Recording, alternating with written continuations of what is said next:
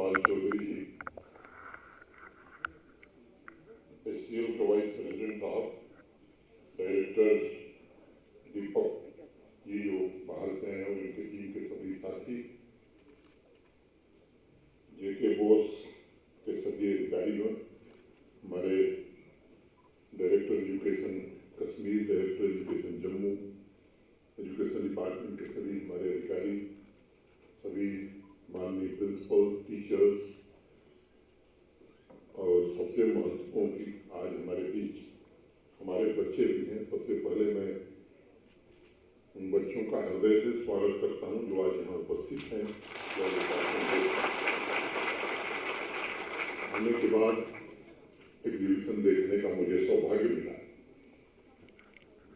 और जो कुछ बच्चों से बातचीत करने के बाद मैं कह सकता हूँ जो प्रतिभा जम्मू कश्मीर के बच्चों में है वो अत्यंत ही दुर्लभ है और उन्हें अवसर मिलेगा तो निश्चित रूप से कोई भी लक्ष्य को हासिल कर सकते हैं। अभी आपके समक्ष 84 नई स्कूल बिल्डिंग तथा बच्चों के लिए भविष्य उन्मुख फ्यूचर ओरिएंटेड शिक्षा की अनेक योजनाओं का शुभारंभ करने का अवसर मुझे मिला। मैं वीके सिंह जी को, स्कूल एजुकेशन डिपार्टमेंट को, उनके सभी सहयोगियों को, सभी प्रिंसिपल्स, टीचर्स और विशेष रूप से जम्मू कश्मीर के बच्चों को हृदय से बधाई देता हूं तथा शुभकामनाएं देता हूं। और अभी जब इन प्रोजेक्ट्स को भावी पीढ़ी के लिए समर्पित किया जा रहा था तो मुझे सबसे ज़्यादा उत्सुकता उस इनिशिएटिव को लेकर के हो रही थी कि बच्चों में प्लेफुलनेस के साथ स्वतंत्र विचार और वैज्ञानिक चेतना भी जन्म लेगी। लंबे समय के इंतजार के बाद देश को एक ऐसी राष्ट्रीय शिक्षा नीति भारत के वर्तमान प्रधानमंत्री आदरणीय श्री नरेंद्र मोदी जी के नेतृत्व में मिली है। मैं समझता हूं कि ये उपहार स्कूली शिक्षा के बदलते मानकों को स्थापित करेगा। भविष्य में अनेक कार्यक्रमों में मैंने ये बात कही है कि पिछले 15 वर्षों में दुनिया में जो बदलाव हुआ है, जीवन के विभिन्न क्षेत्रों में जो परिवर्तन आया है, उसे पूरा करने में अगर पुरानी व्यवस्था से हम चलते तो शायद हजारों साल लग जाते। साथियों, ये कंपैरिजन बहुत मायने रखता है क्योंकि जिस तेजी से दुनिया बदल रही है, मुझे लगता है जिस तेजी से टेक्नोलॉजी बदल रही है, शिक्षा के क्षेत्र में भी उसी तेज गति से परिवर्तन हो रहा है। तो सबसे पहले तो मेरा निवेदन होगा अपने सभी आदरणीय शिक्षकों से, इस बदलती हुई टेक्नोलॉजी के साथ कदम से कदम मिलाकर चलना, अपने को तैयार रखना, ये बड़ा आवश्यक है। और मेरी विनम्रतापूर्वक आप सबसे प्रार्थना है क्योंकि पूरी भविष्य की पीढ़ी या भविष्य का जम्मू कश्मीर कैसा होगा, ये बोझ आपके कंधों पर है। और एक बात बराबर ध्यान रखिएगा कि हमारे समाज में शिक्षक और पिता का जो स्थान है वो किसी दूसरे को नहीं। कोई भी शिक्षक जो बच्चे को पढ़ाता है दिल से ये चाहता है कि जिस बच्चे को हम पढ़ा रहे हैं वो हमसे बेहतर हो। और वही भूमिका पिता की होती है कि अपने बेटे को, अपने बच्चे को चाहता है, अपनी बच्ची को, कि मैं जिस स्थिति में हूँ, मैं अगर डिविजनल कमिश्नर हूँ तो मेरा बेटा चीफ सेक्रेटरी बने, ये बाप की इच्छा होती है। तो ये जो दो तत्व हैं समाज, शिक्षक और पिता, तो ये बात मैं सभी शिक्षकों से बहुत विनम्रतापूर्वक आग्रह करना चाहता हूँ कि आपको ये बात बराबर अपनी जेहन में रखनी चाहिए। बड़े भरोसे से कोई अभिभावक अपने बच्चे को विद्यालय भेजता है और उस भरोसे को कायम रखना ये बड़ी चुनौती है और ये बड़ा पवित्र पेशा है। इस पवित्रता को आप बनाए रखें, ये मैं आप सबसे निवेदन करना चाहता हूँ। 1980 में वॉकमैन म्यूजिक सिस्टम का जब इन्वेंशन हुआ था, फिर बाद में डिजिटल ऑडियो प्लेयर आया जिसका आविष्कार 1999 में हुआ और आविष्कार वहीं खत्म नहीं हुआ। आप सब देख रहे हैं कि 2001 में आईपैड का आविष्कार हो गया, आईपॉड का।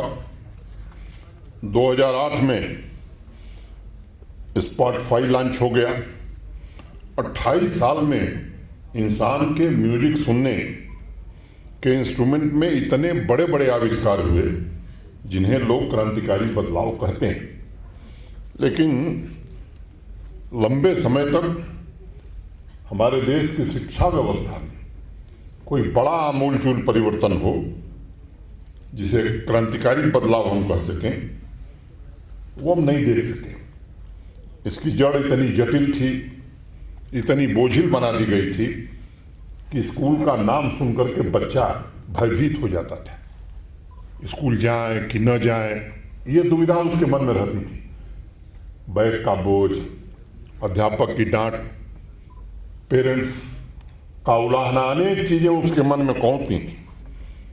आज की आर्थिक तंगी के अलावा स्कूल ड्रॉप आउट रेट एक कारण था। मैं समझता हूँ सबसे बड़ा कारण मैं ये बोझिल शिक्षा व्यवस्था थी, जिसके कारण स्कूल जाने के बाद भी बच्चे स्कूल छोड़ देते थे। और सच्चाई से इसका, अगर इस सच्चाई को हम स्वीकार कर लेते तो शायद समाधान पहले निकाल दिया होता। पुरानी शिक्षा व्यवस्था को ढोते हुए बच्चों की चेतना को इतना थका दिया गया था कि कोई स्वतंत्र विचार जन्म ही नहीं लेता था बच्चे। क्लास की चारदीवारी में विवेक की ताजी हवा को बंद कर दिया गया था। ज्ञान का ढेर किताबों से इकट्ठा किया जा सकता है, लेकिन विवेक को प्राप्त करने के लिए स्वतंत्र विचार बहुत आवश्यक है, और क्यूरियोसिटी उससे भी ज़्यादा जरूरी है। सिर्फ खिड़की खोलने की जरूरत थी, लेकिन बच्चों को ठीक उल्टा सिखाया गया कि खिड़की के पास मत जाओ, ज़्यादा सवाल मत पूछो। और यही कारण था कि स्कूल की चारदीवारी बच्चों को डराती थी। मैं मानता हूँ देश की राष्ट्रीय शिक्षा नीति का सबसे बड़ा योगदान है कि इसने स्कूल के कैंपस को प्लेफुलनेस स्कूल की तरह विकसित करने का साहस दिखाया है। प्राइवेट स्कूल में ये व्यवस्था शुरू हो गई, लेकिन सरकारी स्कूलों में इसका अभाव था। Early childhood care and education के माध्यम से अब सरकारी स्कूलों में भी इसे लागू किया जा रहा है, जो प्लेफुलनेस के साथ बच्चों को स्कूल रेडी बनाएगा। मैंने साहस शब्द का इस्तेमाल इसलिए किया क्योंकि लंबे समय से लोग इस परिवर्तन का इंतजार कर रहे थे। देश में पूरी शिक्षा व्यवस्था को पहली बार अतीत से निकालकर भविष्य उन्मुख बनाया गया है।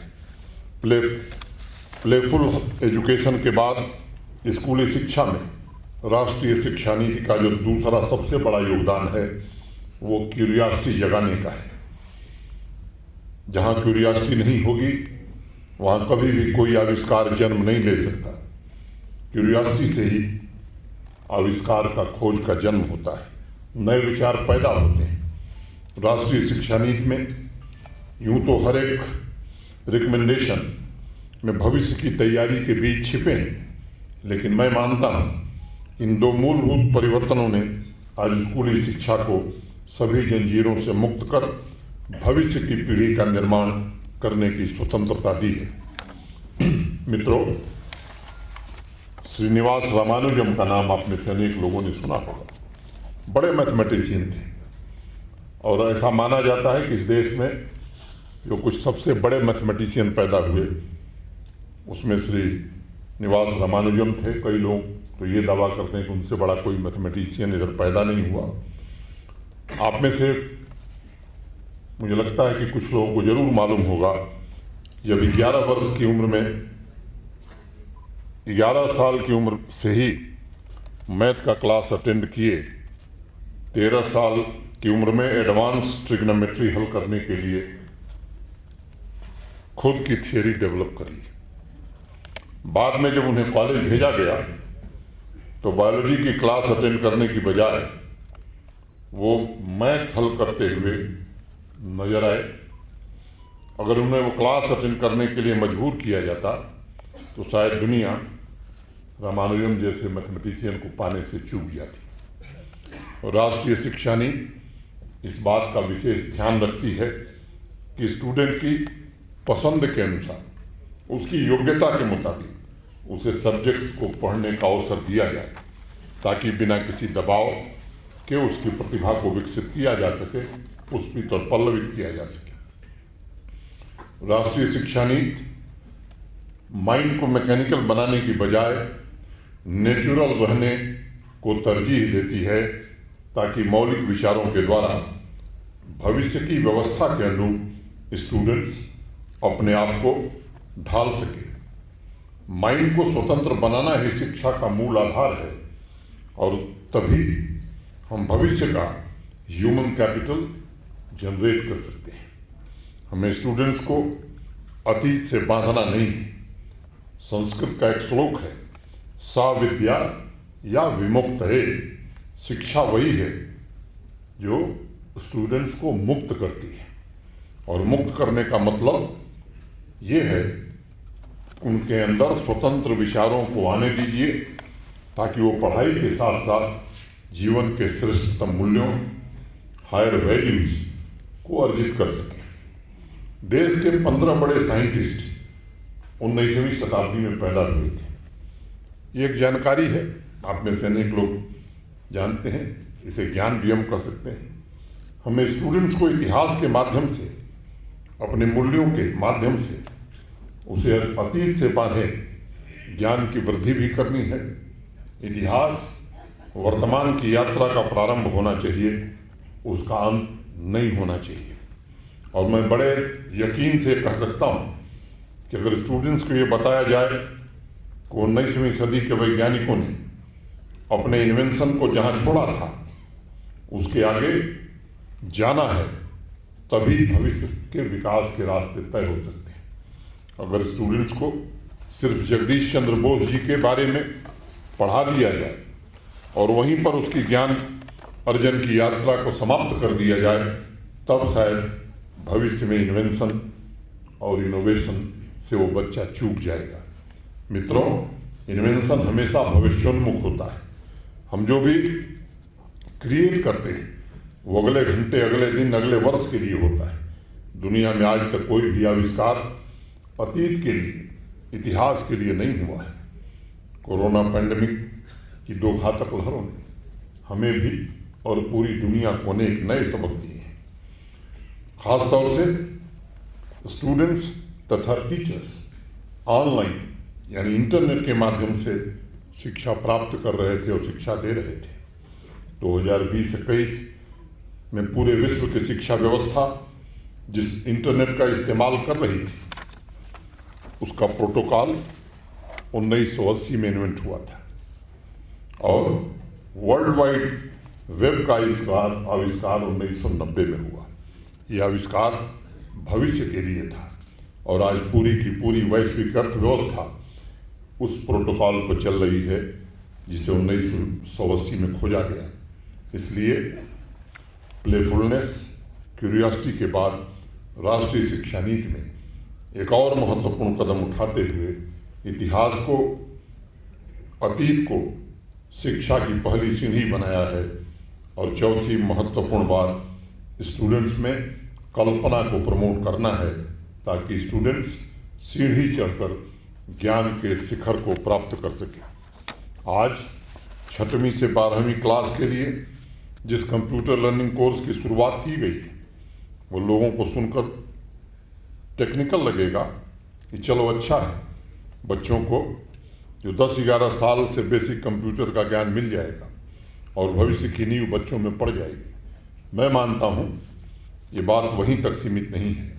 पिछले 5 वर्षों में बच्चों को गैजेट्स का जो एक्सपोजर हुआ है वो पिछले 100 साल के विकास के एक्सपोजर के बराबर है। जब कोरोना की वजह से 2021 में ऑनलाइन क्लासेस चल रही थीं, तब श्रीनगर की एक छोटी सी बच्ची भारत के सम्मानीय प्रधानमंत्री को एक वीडियो रिकॉर्ड करके भेज दिया। मुझे लगता है कि आप में से अधिकांश लोगों ने उस वीडियो को, उस बच्ची के वीडियो को सुना होगा, और उससे बच्ची रोज लंबे चल रहे जूम क्लासेस की शिकायत करते हुए कह रही है कि इतना काम तो 6th और 10th क्लास के बच्चे भी नहीं कर रहे हैं। और उस बच्ची ने अपने क्यूटनेस, अपने इनोवेशन में शिक्षा व्यवस्था पर करारा प्रहार किया था। इसका दूसरा पहलू भी था। जब वो बच्ची क्लास 6 में जाएगी तब उसे बेसिक कंप्यूटर ट्रेनिंग के दौरान पता चलेगा कि जूम क्लासेस ऑर्गेनाइज करने के लिए कौन सा सॉफ्टवेयर इस्तेमाल होता है। वो कंप्यूटर जिस ऑपरेटिंग सिस्टम पर चलता है, आज भी उसके मन में सवाल उठते होंगे, क्यूरियोसिटी उठती होगी, जिसका समाधान उसे क्लास 6 की उस क्लास में मिलेगा जिसका आज यहाँ शुभारंभ किया गया है। आज एक बहुत महत्वपूर्ण initiative student teacher mentorship launch की गई है, जो रिटेंशन, इनरोलमेंट और क्वालिटी एजुकेशन तीनों की बेहतरी के लिए काम करेगा।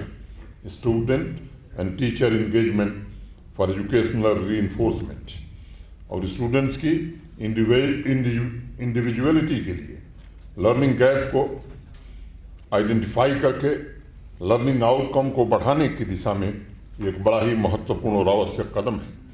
अभी बहुत विस्तार से उसके बारे में जानकारी दी गई है, मैं उसके विवरण में नहीं जाना चाहता। आप लोगों ने गौर किया होगा कि हमारे समाज में नाम के सामने तखल्लुस या उपनाम लगाने की बड़ी पुरानी परंपरा है।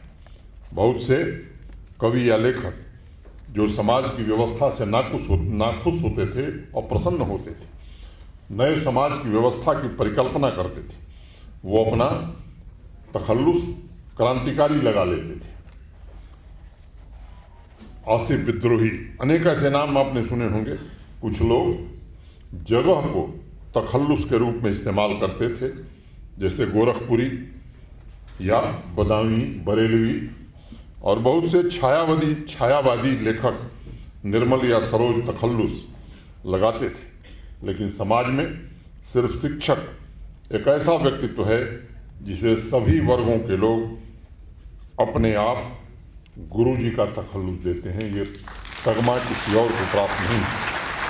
जैसे वीके सिंह गुरु जी, ये आदर वाला उपनाम है, और समाज में सबसे बड़ा आदर किसी का है तो मैंने पहले ही कहा कि शिक्षक और टीचर का है। इसलिए मैं मानता हूँ कि मेंटरशिप प्रोग्राम दो तरह से स्कूली शिक्षा में क्रांतिकारी बदलाव लाएगा।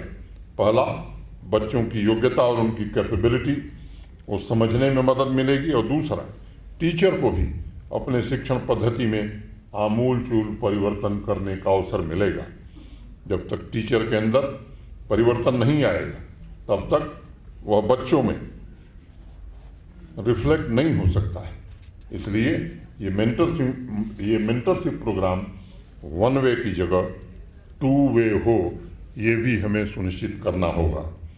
वही टीचर्स की उन जरूरतों के मुताबिक भविष्य उन्मुख विचार बच्चों में जागृत कर सके, इसके लिए स्वयं तेजी से हो रहे बदलाव के साथ उनको खुद भी कदम से कदम मिलाकर चलना होगा। मित्रों, 2020 में राष्ट्रीय शिक्षा नीति आई तो 2 दिन देश भर के ख्याति प्राप्त शिक्षाविदों का सम्मेलन एक श्रीनगर और एक जम्मू में हम सब ने किया था। हालांकि संवाद का हमारा विषय हायर एजुकेशन था, लेकिन जिस आधार पर हमने चर्चा की थी वो स्कूल एजुकेशन के संबंध में भी प्रासंगिक था। श्रीनगर के कार्यक्रम में मैंने एक बात कही थी कि मौलिक बदलाव में 4 बातों का विशेष ध्यान रखना आवश्यक होगा। 1, असेस, इक्विटी, क्वालिटी तथा आउटकम। और अगर भारत की बढ़ती इकोनॉमिक पावर के पोटेंशियल्स को पूरी तरह से एक्सप्लॉइट करना है तो स्कूली शिक्षा को स्कूल रेडी तथा कॉलेज रेडी, इन 2 लक्ष्यों पर निश्चित रूप से ध्यान केंद्रित करना होगा। और बच्चों में साइंटिफिक टेम्पर कैसे विकसित किया जाए, उन्हें स्किल सेट से कैसे परिचित कराया जाए, जिसके लिए अभी अटल टिंकरिंग लैब का लोकार्पण हुआ है, यहाँ के बच्चों को समर्पित किया गया है। मैं समझता हूँ कि एक बेहतरीन माध्यम हो सकता है। सभी शिक्षकों को ये समझना होगा कि साइंस और संस्कार का बैलेंस ही स्टूडेंट्स को भविष्य की चुनौतियों से जूझने की क्षमता प्रदान करता है। और स्कूल चलें, दस्तक तथा तलाश के जरिए आउट ऑफ स्कूल स्टूडेंट्स, वंचित वर्ग के हमारे भाई बहन बड़ी संख्या में स्कूल पहुंचने में कामयाब हुए हैं। इसके लिए फिर से मैं एक बार स्कूल एजुकेशन डिपार्टमेंट को बहुत बहुत बहुत बधाई देता हूँ। लेकिन हमारा काम यही खत्म नहीं हो जाता। इन सभी अभियानों से तथा मेंटरशिप प्रोग्राम से जो डेटा इकट्ठा किया जा रहा है उसे सेंट्रलाइज्ड डेटाबेस में फीड करने की ज़रूरत है। भविष्य में जो भी सुधार करना जरूरी होगा, चाहे वो इंस्ट्रक्शंस को इम्प्रूव करना हो, स्थानीय स्तर पर टीचर्स और टीचिंग प्रैक्टिस के मेथड में बदलाव करना हो, उसके लिए एक सशक्त डेटा सिस्टम की आवश्यकता होगी। मित्रों, जिस दिन सभी स्कूल में इन 10 मूलभूत तत्वों को शामिल करने में हम समर्थ हो जाएंगे, निश्चित रूप से एजुकेशन के क्षेत्र में जम्मू कश्मीर अच्छा प्रदर्शन कर पाएगा। राष्ट्रीय शिक्षा नीति के माध्यम से पूरी शिक्षा व्यवस्था का नया जन्म होगा। Access, equity, quality, outcome, playful education, curiosity, natural education, शिक्षा को जो मुक्त करे, शिक्षा जो हार्डवेयर वैल्यूज़ को प्रमोट करे, जो हायर वैल्यूज़ को प्रमोट करे, तथा शिक्षा जो भविष्य उन्मुख हो, मैं समझता हूँ इन 10 चीज़ों का समावेश करना हमारे लिए बहुत ही आवश्यक है। अभी जो प्रेजेंटेशन किया गया, 21,727 स्कूल में मेंटरशिप प्रोग्राम, 200 स्कूल में कंप्यूटर कोर्स, 500 का पहला लॉट पूरा हो गया, 137 अटल टिंकरिंग लैब। मुझे प्रसन्नता है कि निष्ठा कार्यक्रम में जम्मू कश्मीर ने पूरी देश की रैंकिंग में अनेक राज्यों से बेहतर प्रदर्शन किया है। और मुझे विश्वास है कि नए दृष्टिकोण और परिवर्तन के साथ बच्चों को फ्यूचर रेडी और 21वीं सदी के ग्लोबल सिटीजन बनाने में हम निश्चित रूप से कामयाब होंगे। मैं एक दो बात और कह करके, आप सबको मालूम है कि देश आज़ादी का अमृत महोत्सव मना रहा है। 25 साल बाद हम आज़ादी की 100वीं वर्षगांठ मनाएंगे। भारत के सम्मानीय प्रधानमंत्री जी ने पूरे देश में एक अभियान चलाया है कि हमारे शिक्षक, हमारे बच्चे, देश के सभी नागरिक 75 वर्षों की जो हमारी उपलब्धि की यात्रा रही है, इसमें जिन लोगों ने शहादत दी है, हमें निश्चित रूप से उनको स्मरण करना चाहिए। और हमारे देश का जो गौरव है तिरंगा, अपने घरों पर, अपने विद्यालयों पर हमें निश्चित रूप से फहराना चाहिए। मैं आप सबसे अपील करूंगा, निवेदन करूंगा, इस कार्यक्रम में भी पूरी निष्ठा के साथ, पूरी क्षमता के साथ पूरे स्कूल एजुकेशन डिपार्टमेंट को और बच्चों से मैं विशेष रूप से आग्रह करना चाहता हूं कि बच्चों, ये आवश्यक है कि आज जो हम संकल्प लेंगे 25 साल बाद का जम्मू कश्मीर कैसा होगा, 25 साल बाद का भारत कैसा होगा। आज पूरी दुनिया हमारे तरफ देख रही है, भारत की प्रतिष्ठा पूरी दुनिया में बढ़ी है। अब हम और इंतज़ार नहीं कर सकते। हमारी जो पुरानी परंपरा रही है, हमारा जो स्थान रहा है पूरी दुनिया को नेतृत्व देने में, मैं समझता हूं कि अब सही वक्त आ गया है कि आज खासतौर से युवा पीढ़ी को संकल्प लेने की आवश्यकता है। क्योंकि 25 साल बाद मैं समझता हूं यहाँ बैठे हुए बहुत लोग नहीं होंगे, लेकिन जो बच्चे हैं 25 साल बाद वही इस देश को चलाएंगे, वही नया जम्मू कश्मीर बनाएंगे। उनसे मैं निवेदन करना चाहता हूं कि आप निश्चित रूप से 13, 14, 15 इस तिरंगा यात्रा में, 15 को स्वतंत्रता दिवस में पूरी ताकत से, पूरी क्षमता से हिस्सा लीजिए। जम्मू कश्मीर और भारत के गौरव को बढ़ाइए। एक बात मैं और कहना चाहता कि बजट के मामले में हमारे जम्मू कश्मीर का शिक्षा का बजट अगर पर कैपिटा देखेंगे तो देश के विकसित राज्यों से भी ज़्यादा है। कक्षा 12 तक किसी बच्चे से 1 पैसे फीस नहीं ली जाती है। ये शायद अकेला राज्य होगा जम्मू कश्मीर। और तीसरी बात मैं कहना चाहता हूँ, टीचर और स्टूडेंट रेशियो या स्टूडेंट कितने बच्चों पर कितने टीचर हैं, अगर ये रेशियो आप देखेंगे तो जम्मू कश्मीर का प्राइमरी और स्कूल एजुकेशन में सब देश में सबसे बेहतर है। बावजूद इसके मेरे पास रोज ज्ञापन आते हैं कि फलां विद्यालय में टीचर की कमी है, जहाँ मैं जाता हूँ वहाँ कोई ज्ञापन मुझे मिलता है। मेरा आग्रह होगा, कृपा करके इसमें एक बार पूरा ध्यान स्कूल एजुकेशन को देना चाहिए।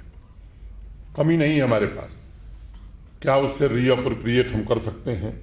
कहीं पर ज़्यादा शिक्षक हैं, कहीं कम शिक्षक हैं, और एक बार हमें पूरा ठीक से एनालिसिस करने की ज़रूरत है। और ख़ास तौर से बच्चे, अब कई जगह से गणित मैथ का टीचर नहीं है, साइंस का टीचर नहीं है। अगर एकदम अनिवार्य रूप से हम ये जान गए कि नहीं है, पूरे ज़िले में कमी है या पूरे यूटी में, तो अब तो टेक्नोलॉजी वहाँ पहुँच गई है कि तत्काल हम व्यवस्था कर सकते हैं। वो व्यवस्था आप कर रहे हैं, मैं जानता हूँ, लेकिन मेरा आग्रह होगा कि ये एक गंभीर सवाल है और आए दिन इस पर प्रश्न चिन्ह सामान्य जनता उठाती है। तो ख़ास तौर से शिक्षा विभाग मैंने बीके सिंह साहब से और दोनों हमारे जो सीनियर अफसरान हैं उनसे मेरा निवेदन होगा, ये समाज की अपेक्षा आपसे दूसरी है। आप सड़क बनाने वाले विभाग नहीं हैं कि सड़क 10 दिन बाद भी बनेगी तो चलेगा। आप पर ही जम्मू कश्मीर का भविष्य निर्भर करता है। और इसलिए मैं आप सबसे निवेदन करना चाहता हूं कि ये जो मुद्दे हैं इन पर मैं जानता हूं कि पिछले 2-2.5 सालों में भी बीके सिंह जी और उनकी पूरी टीम ने एक बड़ा बदलाव किया है शिक्षा के क्षेत्र में, बड़ा बदलाव किया। मैं उसके लिए बधाई देता हूं और खुले मन से प्रशंसा करता हूं कि जो बदलाव 2 साल में आपने किया है वो निश्चित रूप से जम्मू कश्मीर को बहुत आगे बढ़ाएगा। लेकिन अब जो परिस्थितियां बन गई हैं जम्मू कश्मीर में, हमारी प्रतिद्वंदिता, हमारा कंपटीशन किसी और से नहीं, हमारा कंपटीशन खुद से है। 2 साल में जो माइलस्टोन आपने स्थापित किए हैं, अब हमारी अपेक्षा आपसे बढ़ गई है कि उससे बड़ा माइलस्टोन स्थापित करिए। इसलिए मैं आपसे ये बात कर रहा हूँ और मुझे उम्मीद है कि अगले सत्र से राष्ट्रीय शिक्षा नीति को पूरी तरह से अमली जामा पहनाने में हम सब सफल होंगे। फिर से एक बार बच्चियों का मैं हृदय से स्वागत करता हूँ, सभी शिक्षकों का, प्रिंसिपल्स का और स्कूल एजुकेशन डिपार्टमेंट के सभी ऑफिसर्स को धन्यवाद देते हुए अपनी बात में पूरी करता हूँ। धन्यवाद। जय हिंद।